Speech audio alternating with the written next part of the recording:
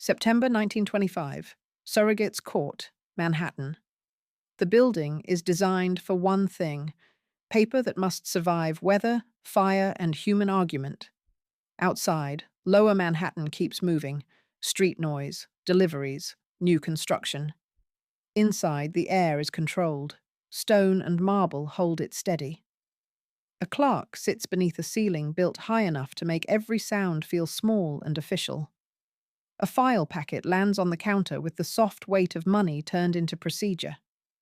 The cover sheet is typed. The typewriter ink is dark and confident. The signatures beneath it are not. The signatures are thin.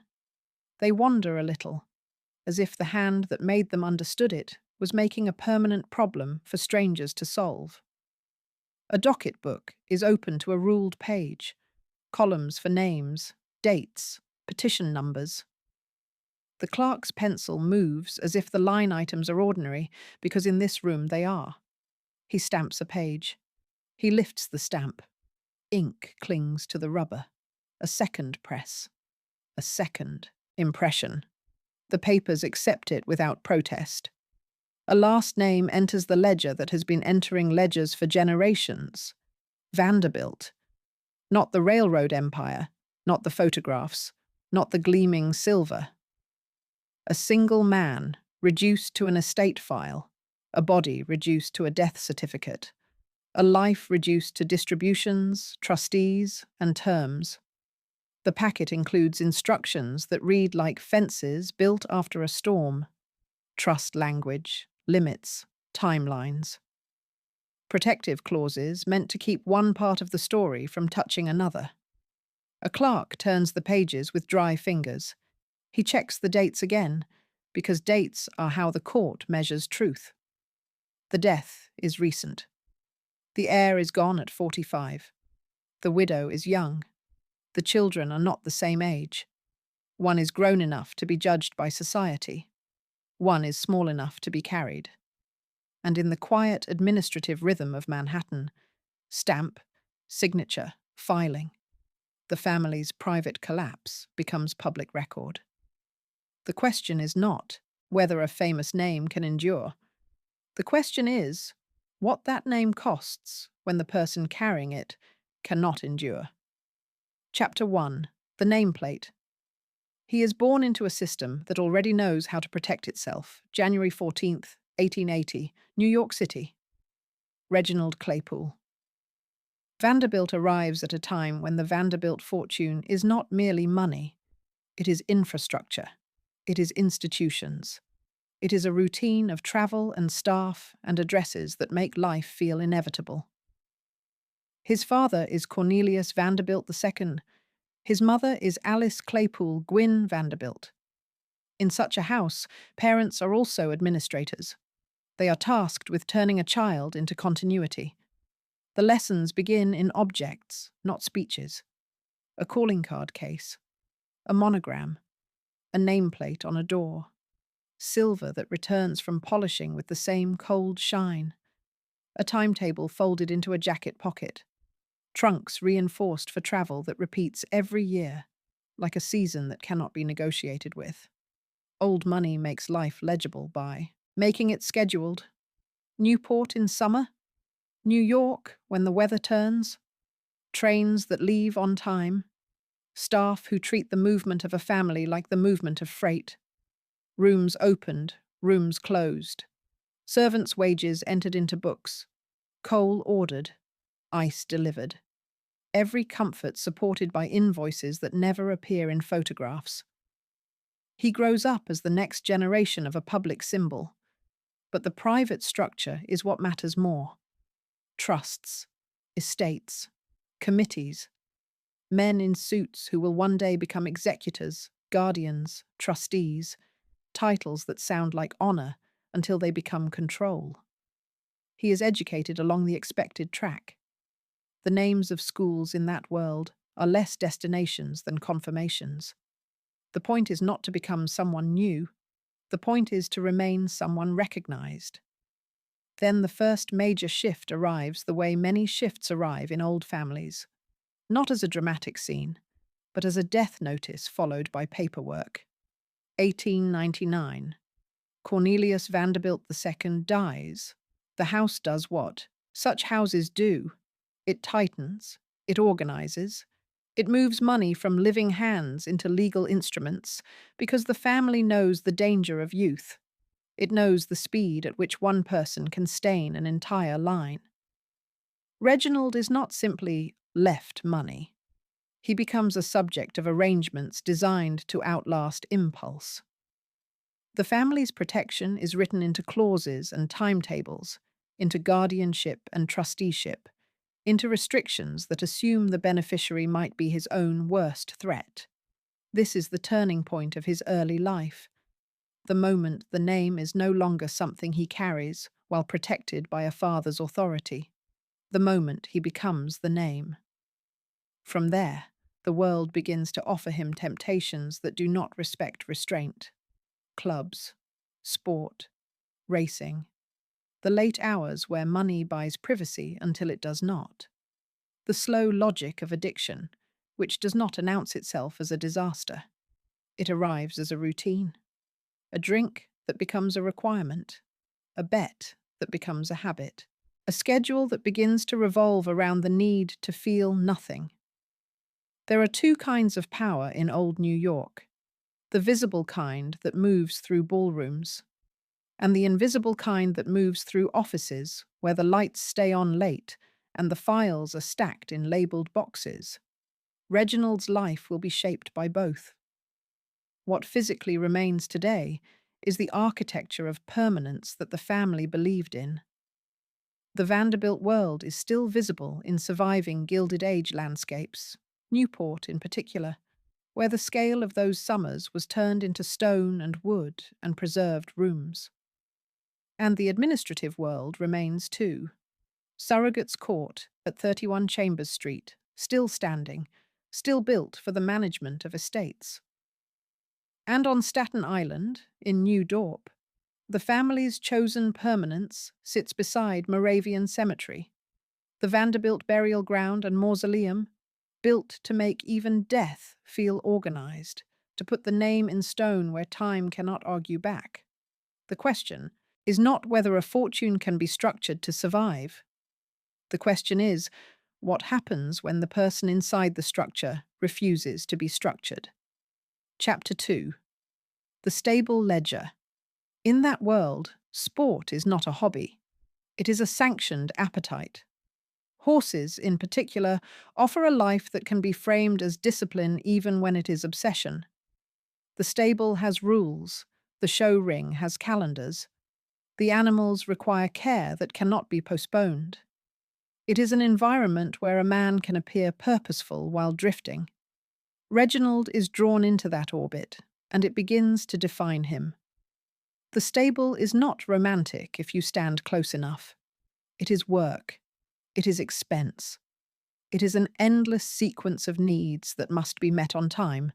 Hay, grain, bedding, tack, farriers, veterinary calls, grooms on payroll, drivers, repairs after storms, wagons and later vehicles for transport, insurance policies written to cover losses that can happen in seconds. A stable has a smell that does not let you pretend you are living in a story. Leather, sweat, disinfectant, wet straw, the cold iron of hardware in winter. This is where his privilege becomes tactile. Not merely property, but property designed for a specific kind of life. In Portsmouth, Rhode Island, the family's landscape of leisure becomes operational. Sandy Point Farm. A place built for horses, for training, for staff, for the quiet machinery that keeps an estate functioning whether the owner is present or not. The farm makes sense only if you assume a constant flow of labor. Men who rise before daylight, hands that pull on ropes, lift feed, scrub stalls. People who remember which animal spooks at which sound. Ledgers that measure a life not in feelings, but in inventory and wages. Reginald's public identity benefits from this. The horse world offers status that looks productive. It grants him a role in institutions and events that require administration, committees, rules, entries, schedules, paperwork that resembles responsibility. But the same world offers a shadow economy of thrill, betting, risk, the late-night social circuit that follows sport like a second season. Alcohol offered as if it were part of the uniform. The turning point here is quiet because it is practical. A stable can impose structure, but it can also provide cover. A man can disappear into the routine of horses. He can be at the farm and be unreachable. He can be surrounded by staff who depend on him and therefore protect him. He can spend money in ways that never appear as a single scandal, only as a steady drain. This is how decline often looks in old money. Not one catastrophe, 1,000 expenses. A habit that turns schedules into excuses. What remains today is not only a memory, it is geography. Sandy Point Farm still exists as a recognizable piece of that world. Land and buildings shaped around equestrian life, a footprint of privilege designed for movement, control, and display. The Rhode Island landscape still holds the logic of his days, distance between town and farm, between public life and private unraveling. A farm is supposed to be discipline made visible. In his case, it becomes discipline that cannot reach far enough. Chapter 3. The Decree. A marriage, for a family like his, is never only personal, it is legal architecture. It is names joined on invitations. It is a ceremony recorded. It is a future of property and inheritance clauses waiting quietly in drawers. 1903. Newport, Rhode Island. Reginald Vanderbilt marries Kathleen Nielsen at Parker Cottage, in a town where the summer season functions like a public audit. Newport is where old money shows itself to itself, where continuity is performed with houses and guests and rituals that look effortless because staff makes them so. The early outward shape of the marriage is what the family would have wanted: a legitimate household, a recognized wife, the expectation of heirs.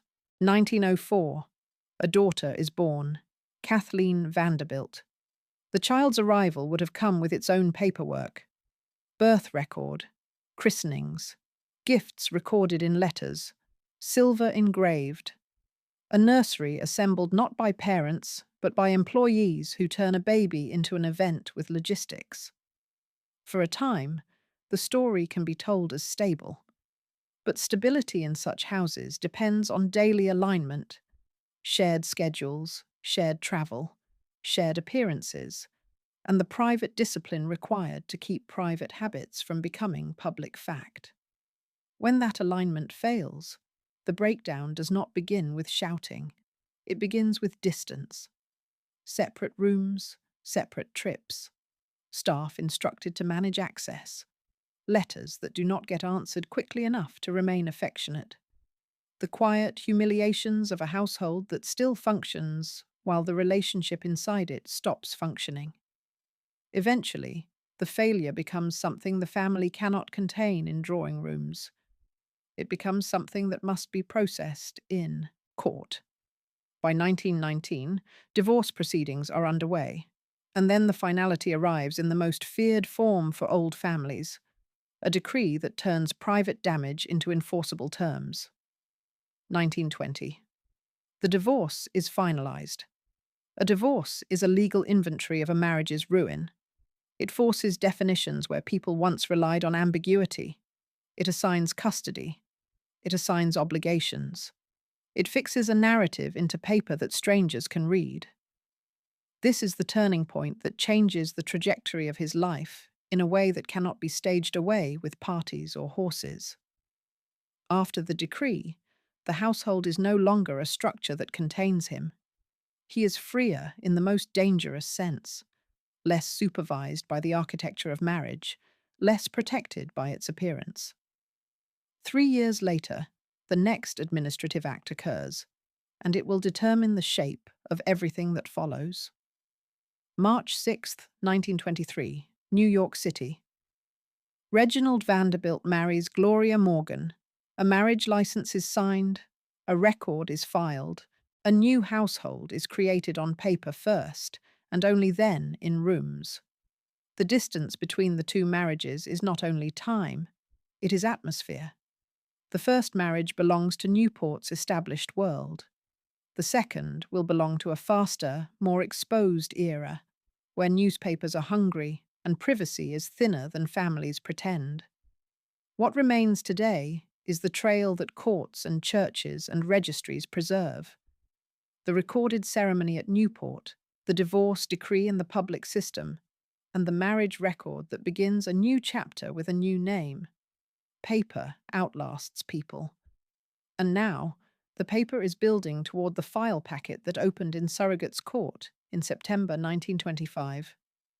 Toward the moment when a famous name becomes a case number and a private life becomes terms. Chapter 4. The Allowance Book. A second marriage in that world is not a clean restart. It is a rearrangement of liabilities. By March 1923, Reginald Vanderbilt is no longer a young heir whose excesses can be framed as youthful. He is a middle-aged man with a settled reputation in certain circles and with habits that have had years to harden. He marries Gloria Morgan, a woman from a family that moves differently through society, more precarious, more dependent on access, more sensitive to the practical difference between a fortune that is liquid and one that is tied up in trusts and properties. The new household forms under a familiar old money illusion, that the money is simply there. But old money is rarely there. It is distributed by instruments. It arrives by schedule. It comes with conditions. A family fortune can look infinite from a ballroom and still be finite on a desk when the bills are stacked. There is a reason the surrogate's court file later reads like a fence built after a storm. There is a reason the estate documents later specify limits.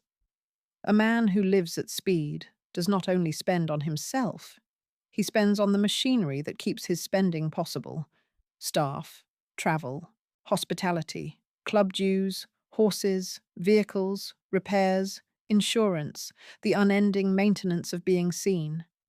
In a new marriage, these costs multiply because two lives must now be supported inside the same public myth. And in the Vanderbilts' world, public myth is not free. It is financed. In the background, the administrative layer closes in: trustees, advisors, family members whose job is not to sympathize, but to prevent a collapse that will embarrass the entire line.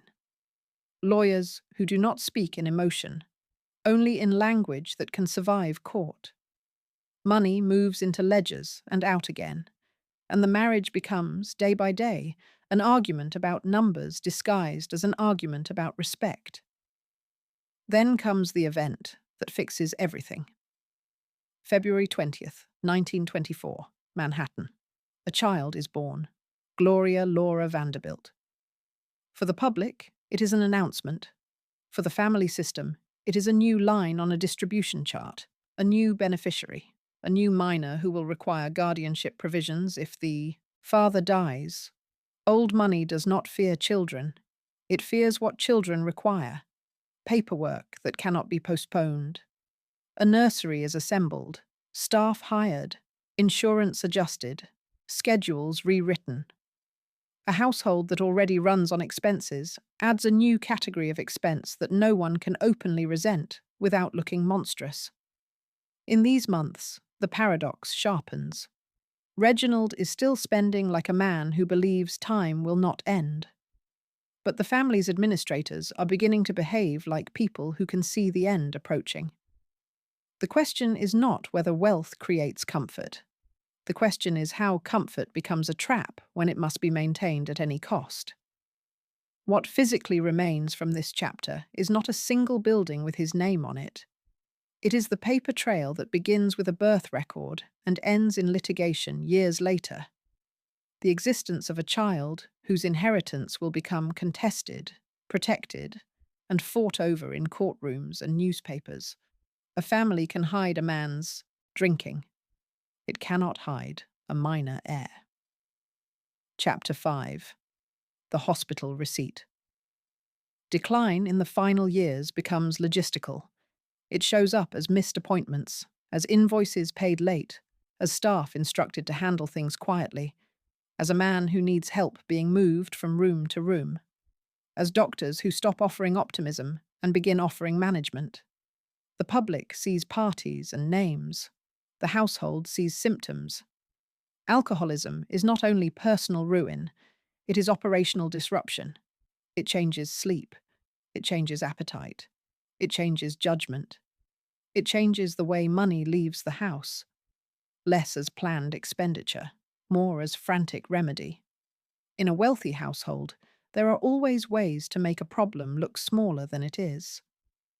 A private physician, a discreet nurse, a trip for rest, a relocation to a quieter property. The language of discretion is part of the family's defense system, but discretion has limits when the body stops cooperating. By 1925, Reginald Vanderbilt is gravely ill. The end is not cinematic. It is clinical. It is doctors and rooms and the administrative steps that begin even before the death occurs, because wealthy families prepare for death the way railroads prepare for winter. Early, methodically, with lists. September 4th, 1925, New York City. Reginald Vanderbilt dies at the age of 45. From that moment, everything becomes paper. A death certificate, notices, calls to attorneys, instructions to staff about what can be removed from rooms, what must remain, what must be inventoried. Jewelry locked away, letters gathered, keys counted, bank boxes listed. The difference between the poor and the rich at death is not grief. It is procedure. A rich death triggers institutions. The surrogate's court receives the petition. Executors are identified. The will is produced. Trust provisions are examined against the needs of children, widow, and older heirs. The household that once ran on hospitality now runs on inventory. Here the family's judgment of Reginald becomes visible not through insult, but through structure. The will provides for the children, and it provides for the widow, but with language that implies concern about what unrestricted money might do. The estate documents specify amounts and limits. They reveal a family trying, even at the end, to keep the fortune from being swallowed whole by the chaos of the years preceding it. The widow is Gloria Morgan Vanderbilt, young, with an infant daughter. She is suddenly positioned against the Vanderbilt machine. Men and women who have spent their lives treating wealth as something that must be protected from outsiders, even when the outsider is legally inside. In the days after the funeral, there are small administrative moments that contain the entire tragedy. A clerk writes down a figure. A banker confirms balances. A lawyer drafts notices. Staff pack black clothing. A household closes curtains. A property manager changes locks. A driver is instructed where to go and where not to go. The question is not whether death ends a scandal. The question is what death begins when money is still alive. What physically remains today is the place where the end was formalized and then frozen into record. The court system that still holds the docket entries, the probate filings, and the official language that turned a man's collapse into a legible estate. And on Staten Island, in the family burial ground near Moravian Cemetery, the stone and the mausoleum remain as the quiet proof that the dynasty planned to outlast every individual. Chapter 6. The Guardianship File. A widow with a child is not only a widow. In this world, she is a legal problem waiting to be solved by other people. Within weeks, the situation becomes what it always becomes when a famous fortune is involved: a battle over control. Not control of feelings, control of funds, control of access, control of the child who represents the future movement of money. The infant, Gloria Laura Vanderbilt, is now an heiress in the strictest sense. She is not old enough to speak, but she is old enough to be fought over. Guardianship proceedings begin. They do not begin as shouting matches in drawing rooms. They begin as filings, petitions, allegations, affidavits, exhibits. People start speaking about fitness, about environment, about character. These words sound moral, but they function as tools. In court, moral language is often financial language with different clothing. The Vanderbilt side, anchored by older relatives who believe they are protecting the family's integrity, moves to take custody and control. Gloria Morgan Vanderbilt and her circle resist, because custody is not only motherhood, it is proximity to the fortune's flows. And then the matter becomes visible to the larger public. Newspapers cover it because it has everything a newspaper needs: a famous name, a young mother, a baby, money, and the implication of private depravity. The child becomes known, in effect, as a rich orphan with living relatives, an heir whose life is already being written by adults who speak through attorneys. The court proceedings turn into an extended inventory of a household: where the mother travelled, who she associated with, what she spent, who paid, where the baby slept, what servants saw, what letters were written, what was purchased, what debts existed, what promises were made. To outsiders, it looks like scandal. Inside the system, it is audit. This is how old money fights, not with fists, but with files. The turning point is that the Vanderbilt name, once a shield, now becomes a weapon used against its own bloodline. Reginald's death has not restored dignity. It has created a vacuum, and into that vacuum rushes every fear the family ever had about outsiders touching the fortune. For the mother, the stakes are existential. Lose the child, and she loses not only motherhood but the central justification for any claim on the Vanderbilt world. For the Vanderbilt relatives, the stakes are reputational and financial. If the child is raised outside the Vanderbilt orbit, the family risks losing control over how the fortune's future is used and displayed. They have seen what one uncontrolled life can do. They are determined not to see it again. The question is not whether a court can decide custody. The question is who a court serves when the child is also a fortune. What remains today is the documentary residue of the case: guardianship filings, court opinions, and the public record of how a baby's life was handled like an estate asset. And there is a second, physical residue: the institutions where this was processed. Manhattan's court buildings still stand.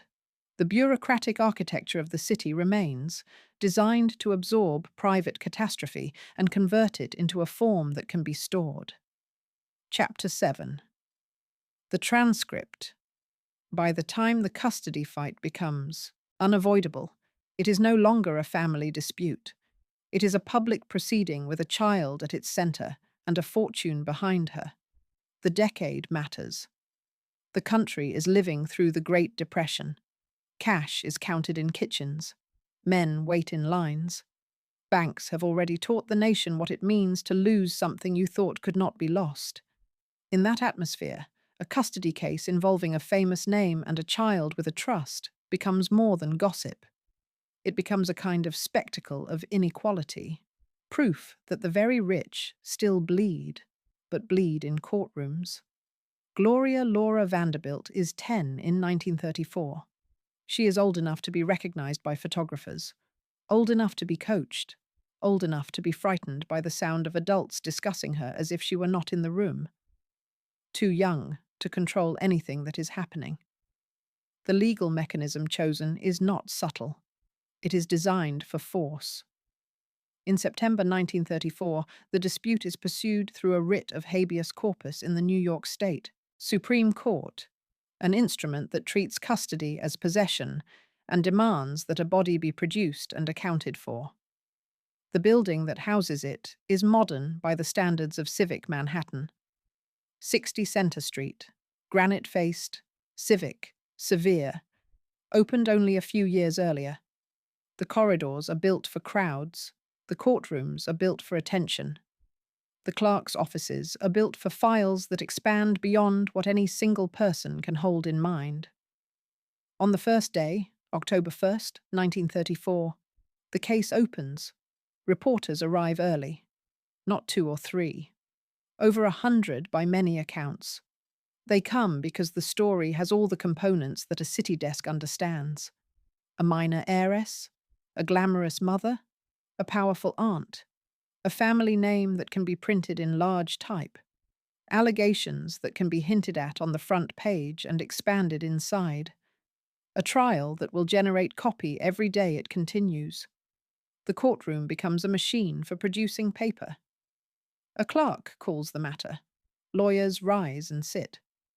A stenographer positions the machine, sets the paper roll, tests the keys. Each tap produces a mark that cannot be taken back. The transcript begins, line by line, as if truth could be manufactured through accumulation. Witnesses are sworn. Their names are entered. Their addresses noted. Their occupations stated. Because in a court, the simplest description of a human being is a job. The center of the conflict is described in moral terms: fitness, stability, environment. But the scaffolding is financial. The child is associated with a trust, reported in the range of about $4 to $5 million, even if the principal cannot be touched easily, even if distributions are controlled, even if trustees hold the keys. The mere existence of that sum changes every argument. It changes who is trusted. It changes who is suspected. It changes what love looks like when it is observed by strangers in suits. The aunt is Gertrude Vanderbilt Whitney, already an established figure in New York society, and the arts, known for patronage and for founding an art institution that will carry her name in the city's cultural geography. The judge is John Francis Carew, a New York Supreme Court justice who now must act as if a child's life can be measured and ruled upon in an orderly fashion. The trial runs for weeks, from October 1 to November 21st, 1934, stretching long enough for fatigue to become visible and for every household routine to be disrupted. The mother's household becomes inventory. Servants are questioned because servants see what family members are trained not to acknowledge. Nurses are questioned because they keep schedules and record disturbances. Chauffeurs are questioned because drivers know who visits and how late, and because a driveway at midnight is a fact that does not care about reputation. Objects enter the record as if they were witnesses. Books, letters, travel arrangements, hotel receipts, clothing purchases, lists of guests, names of people who were present when the child was not meant to be present. The court does not need to prove what happened in every room. It needs to establish a pattern. It needs to show that a pattern exists strongly enough to justify the seizure of a child from her mother. The press sits ready to amplify every insinuation, and the courtroom, for a time, allows it. Then a threshold is crossed. A maid's testimony introduces allegations so explosive that the judge closes the courtroom to press and public, trying to put the scandal back into a container after it has already leaked into the street. Outside, the crowd reacts the way crowds react when a spectacle is denied. They push toward doors. They demand news. They wait for reporters to emerge. In the Depression, spectacle is one of the few free entertainments left, and this spectacle involves people who still have drivers and apartments and lawyers who bill by the hour. Inside, the stenographer keeps typing. That is what endures, not the expressions on faces, not the heat in the room, not the way the mother holds her hands or the way the aunt looks straight ahead. What endures is the transcript, the court's hard copy of private life turned into public language. Finally, the decision arrives. Custody is awarded to the aunt, Gertrude Vanderbilt Whitney, not to the mother. The turning point here is not only the ruling, it is what the ruling reveals about the Vanderbilt system's true instinct. When threatened, the family does not attempt reconciliation. It attempts containment. The child is contained. The money is contained. The mother is pushed outward. A century earlier, the Vanderbilts used railroads to control distances. Now they use court orders to control proximity. What physically remains today is unusually concrete. The courthouse still stands at 60 Center Street, built to absorb cases like this and store their outcomes in the municipal bloodstream. And Gertrude Whitney's cultural footprint remains as well, in the institution she founded, proof that one branch of the family turned its wealth into something publicly respectable, while another branch dissolved into proceedings and headlines. The question is not whether the press can ruin a family. The question is how the family uses the press and the courts to ruin one another first. Chapter 8. The Trust Seal. After a custody ruling, life becomes quiet again, but not because the damage is healed, because the damage is organized. The child moves into a controlled environment. The adults around her change. The daily schedule becomes something that can be testified to, something that could be defended in court if necessary. In that world, routine is not just comfort. It is evidence. There are new rules about access. Who can see the child? When? Under what supervision? Which letters are shown? Which packages are opened? Which invitations are declined? A household that is built to preserve a child's reputation is built like a vault, not with locks on every door, but with procedures that make it hard for disorder to enter. Money follows the same logic. Trusts are not only financial devices, they are psychological devices. They exist because a family recognizes that human beings change and that sudden freedom can destroy a fortune faster than any market crash. The trust's language becomes a second set of parents. It dictates what is paid and when. It dictates what is held back. It assigns decision-making to trustees rather than to the people who might be tempted. It keeps the principle intact while allowing controlled income, because controlled income looks like kindness while still being a leash. This is what Reginald Vanderbilt leaves behind more than anything else. Not a heroic legacy, not a philanthropic monument, but a set of instruments designed to prevent his own chaos from reproducing itself. He could not discipline his life. His estate tries to discipline his aftermath. And yet the trust cannot protect a child from being known. The trial has already given her a public identity she did not choose. She has been photographed, written about, summarized, reduced to a phrase that newspapers like to repeat because it tastes like irony, a rich child presented as a pitiable figure. This becomes the second inheritance. Money, yes, but also a story the country believes it owns. A child who grows up inside that story learns early that privacy is not something you possess. It is something granted temporarily by the attention span of strangers. The turning point in this chapter is the moment the Vanderbilt collapse becomes transferable, when the consequences extend beyond Reginald's own lifespan and settle on his daughter as a permanent social fact. The old money is no longer simply old money. It is now old money that has been narrated, argued over, ruled upon, and filed. And this is where the wreckage becomes visible in a way the family cannot fully undo. Reginald Vanderbilt is dead by 1925, but his end state keeps generating paperwork almost a decade later because his choices created a legal situation that could not be resolved cleanly at death. The court case does what courts do. It takes living complexity and freezes it into orders. The child grows up under those orders. The mother lives under the shadow of those orders. The family lives inside a system that appears powerful and yet is still reactive, still driven by fear that the fortune will escape its own fences. What physically remains today is the city's durable evidence of how that world worked. There are the buildings: Surrogate's Court at Chambers Street, where estates are reduced to ledgers; the Supreme Court building at Center Street, where custody becomes a writ and a decision; the cultural institutions that survived because money was poured into them with a steady hand. There are the archives: transcripts, filings, exhibits, paper stored in boxes, labeled with years, consulted by strangers decades later, proof that a private life can become an administrative object.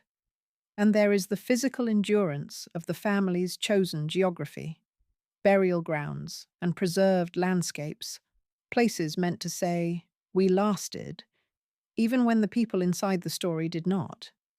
The question is not whether a trust can protect a fortune. The question is what a fortune does to the people it is built to protect. Closing. Back to the stamp return to the opening room. Surrogate's Court, Lower Manhattan. Marble floors that hold the sound of footsteps. A clerk's desk worn smooth at the edge where hands have rested for decades.